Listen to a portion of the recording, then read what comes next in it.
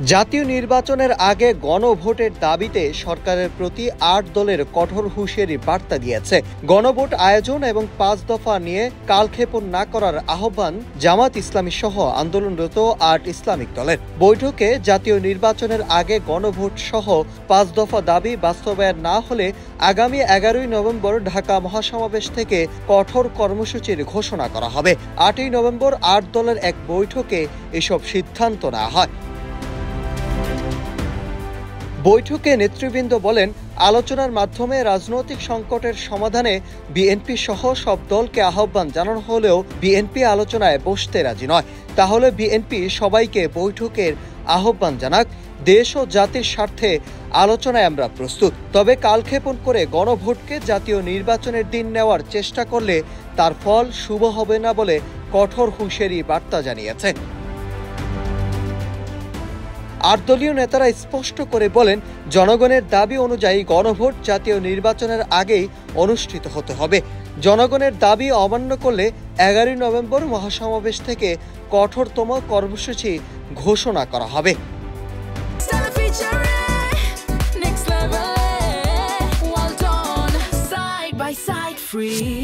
এদিকে কোনো রাজনৈতিক দলের আহ্বান নয়, প্রধান উপদেষ্টার আহ্বান জানালে আলোচনায় বসতে রাজি বিএনপি।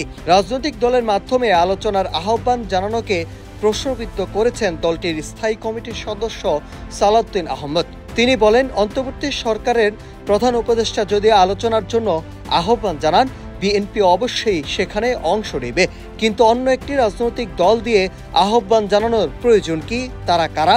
বিএনপি মনে করে জাতীয় ঐক্যমত্য কমিশন যে প্রস্তাব সরকারকে দিয়েছে তা মূল সনদের সঙ্গে মিল নয়। তিনি আরো বলেন, বিএনপি চায় সংসদ নির্বাচনের দিনেই গণভোট হোক, কিন্তু জামাত ইসলামী চায় আগে গণভোট করে সনদটিকে আইনি বৈধতা দিতে।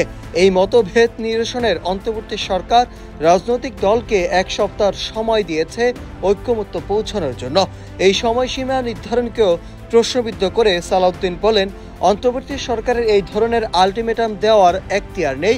আমরা ভেবেছিলাম আপনারা রেফারির ভূমিকা পালন করবেন, কিন্তু এখন তো নিজেরাই গোল দিয়ে বসে রয়েছেন।